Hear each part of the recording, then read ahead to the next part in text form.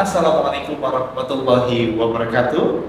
Alhamdulillah, apa kabar pemirsa Dokter Inspirasi dimanapun Anda berada. Hari ini kita coba akan membahas satu buah tema, di mana tema ini adalah erat kaitannya dengan yang namanya kurikulum. Ya, sudahkah Anda sering mendengar kalimat kurikulum ini? Saya yakin Anda pasti sering sekali mendengar kata kurikulum ini di dalam kehidupan kita. Kalau kita berkaca pada dunia kurikulum dan kita mengacu kepada nilai-nilai kurikulum atau nama-nama kurikulum, maka sering sekali Anda itu menemukan yang namanya kurikulum berbeda-beda. Kalau dari dulu kita menemukan yang namanya, sebelum saat ini kan kita menerapkan yang namanya kurikulum merdeka nih. Nah, sebelumnya kan ada kurikulum 2013, sebelumnya juga ada kurikulum KTSP, sebelumnya juga ada kurikulum KBK. Tapi sesungguhnya ada esensi di mana kurikulum itu memiliki 4 batang tubuh yang tentu ini tidak banyak diketahui orang banyak, kecuali dia memahami betul bagaimana bentuk kurikulum ini sendiri. Nah, bagaimana bentuk kurikulum ini sendiri dan tentu apa yang dimaksud dengan 4 poin batang tubuh pada kurikulum, kita coba bahas sesaat lagi. Ya.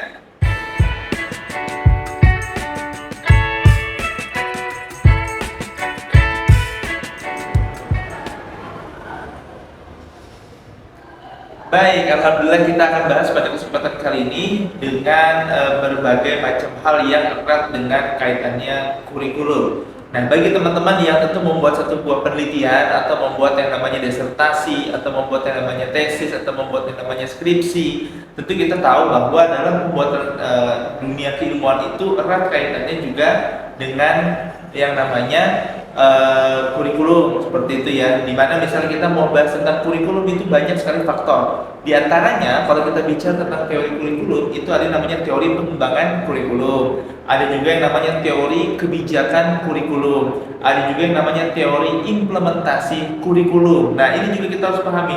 Dan juga kita jangan lupa di balik itu semua ada yang namanya kira-kira dari segi atau perspektif filsafatnya itu seperti apa. Cukup berat memang pembahasan ini teman-teman semua, tapi teman-teman ini juga harus tahu sebenarnya apa yang terkandung pada esensi kurikulum pendidikan kita sesungguhnya yang ada di Indonesia.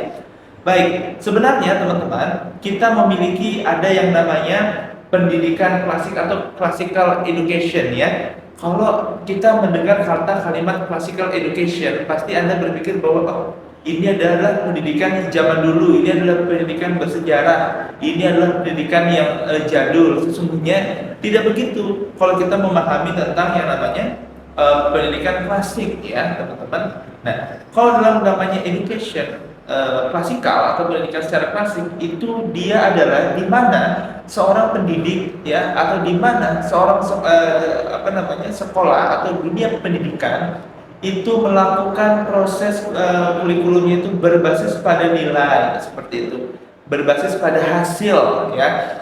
Contoh misalnya ada seorang guru yang mengukur kemampuan anak itu berdasarkan kepada angka-angka. Nah, ini adalah bentuk dari pendidikan yang namanya edukasi klasikal gitu, education klasikal, classical education gitu, di mana benar-benar ini adalah poinnya ya teman-teman. Lalu yang kedua juga mohon maaf ya, kita bisa menjudge kadang dengan education klasikal ini kita menjudge siswa itu kalau nilainya mohon maaf merah gitu, nilainya rendah di bawah angka rata-rata, ini dia sudah tergolong dan termasuk pada classical education ya, dimana dia murid itu dianggap tidak pintar ya, murid-murid itu dianggap tidak mampu, tidak bisa kalau dia tidak bisa memenuhi angka-angka ya, tidak bisa memenuhi angka-angka pada pada target capaian yang ingin dicapai. Nah, kalau teman-teman ingin mengetahui kira-kira ini menurut paham apa dalam filsafat, maka dia ada termasuk pada paham filsafat perennialisme ya teman-teman. Nah, jadi inilah sebenarnya yang banyak sekali tidak diketahui orang. Orang menentukan dia melakukan proses penilaian berbasis pada angka, berarti dia sedang melakukan proses classical education ya, di mana pendidikan itu bersifat klasikal. Nah, lalu kawan-kawan, itu yang pertama. Kira-kira saya berharap Anda sudah paham ya bagaimana apa yang dimaksud dengan pendidikan klasikal ini sendiri, di mana pendidikan itu berbasis kepada nilai dan angka. Nah, selanjutnya yang kedua adalah teman-teman kita akan berbasis kepada ya yang disebut dengan edukasi kepribadian ya, di mana pendidikan itu berdasar kepada kepribadian. Nah, personality education namanya. Nah, ini dia. Jadi personality education ini atau education personality, di mana pendidikan ini berbasis kepada di mana seorang guru itu memiliki berpendapat bahwa semua peserta didiknya itu pintar, semua peserta didiknya itu cerdas, semua peserta didik itu punya kemampuan dan potensi. Cuman memang potensinya saja itu berbeda-beda. Ya, teori belajar yang digunakan pada poin ini dia adalah teori belajar humanistik atau kemanusiaan ya, di mana dia melakukan setiap penilaian itu berbasis kepada proses ya, di mana siswa melakukan proses belajar. Kan ada yang kondisi di mana siswa kita tuh punya kemampuan itu berbeda-beda. Ada yang satu pintar menghafal, yang satu tidak bisa, lambat sekali dalam menghafal. Satu secara pembelajaran angkanya dia bagus, yang satu juga tidak. Nah, ini adalah yang dinamakan dengan personality education ya, di mana kita mulai dari kepribadian manusia itu memiliki potensi yang sesungguhnya dapat kita berikan aspek penilaian pada pendidikan seperti itu. Nah, dia juga evaluasinya itu sekali lagi saya tekankan, dia berevaluasi kepada namanya proses ya. Dia berevaluasi melakukan penilaian itu pada proses di mana siswa sedang belajar. Beda dengan klasikal tadi, bahkan mungkin agak bertolak belakang di mana yang tadi kita bicara tentang angka-angka dan hasilnya, dan ini juga kalau kepribadian dia merujuk kepada penilaian yang lebih kepada hasil. Ya teman-teman ya. Jadi di sini kita sudah paham bahwa di Indonesia itu pertama ada yang namanya pendidikan klasik, dan yang kedua juga ada pendidikan kepribadian. Lalu yang ketiga teman-teman, ini ada 4 hal ya. Ini ada 4 hal. Lalu ada yang ketiga, itu ada yang namanya pendidikan teknologi atau education technology. Maksudnya apa? Apakah ini pengembangan teknologi? Nah, di sini maksudnya adalah kawan-kawan di mana ini proses pembelajaran yang dilakukan penilaiannya itu harus runut, bisa diukur. Ya, harus berurutan dia.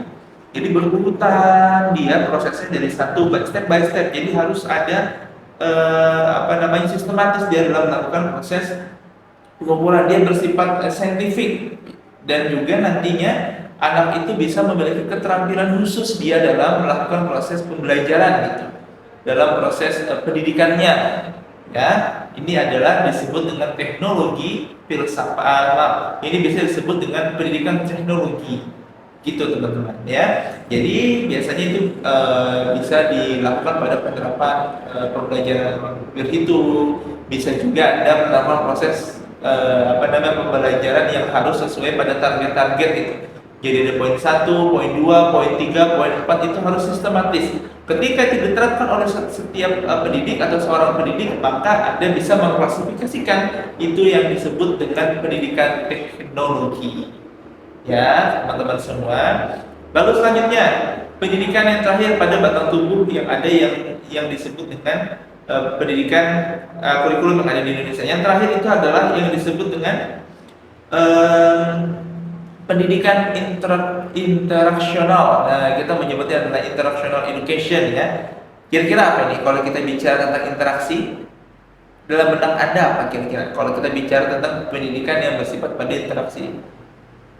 Berarti betul, kita membahas tentang interaksi sosial yang ada di masyarakat. Nah, nantinya dengan melakukan proses pendidikan semacam ini, maka generasi kita itu, pendidik kita itu bisa memecahkan permasalahan-permasalahan sosial.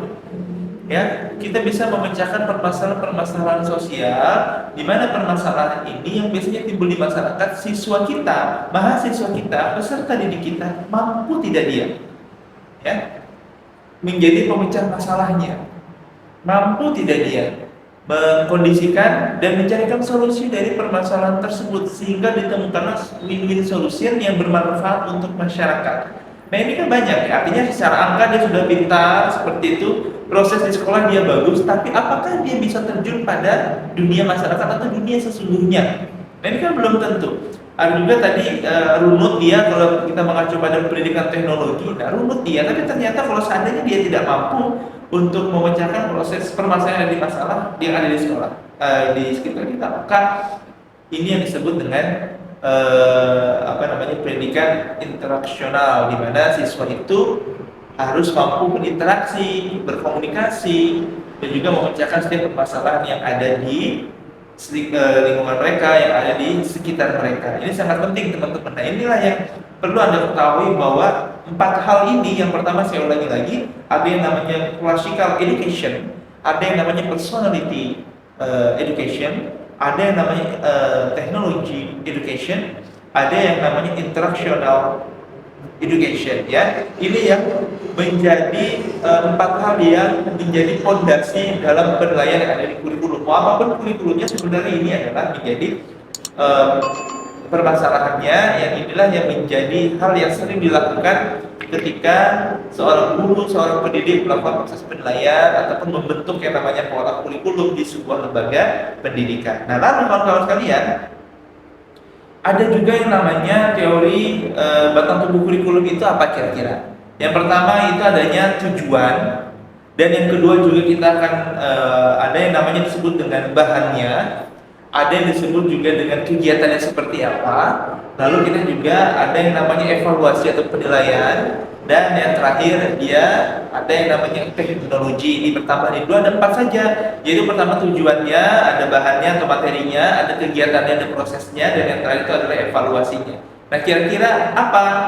Dan yang terakhir, dan sekarang ditambah dengan teknologi. Dan kira-kira bagaimana bentuk penjelasan dari hal-hal ini, ya, kita akan bahas pada video selanjutnya, mengkaji bagaimana kurikulum yang ada di Indonesia. Terima kasih teman-teman, kita akan lanjut lagi pada proses pembahasan di episode selanjutnya. Kira-kira menurut Anda salah satu di balik itu, nah, kira-kira yang mana paling efisien dan efektif? Itu kembali kepada kurikulum yang ada di tempat Anda, kira-kira menerapkan model dan proses yang seperti apa sesungguhnya yang diterapkan di sekolah ataupun di lembaga tersebut.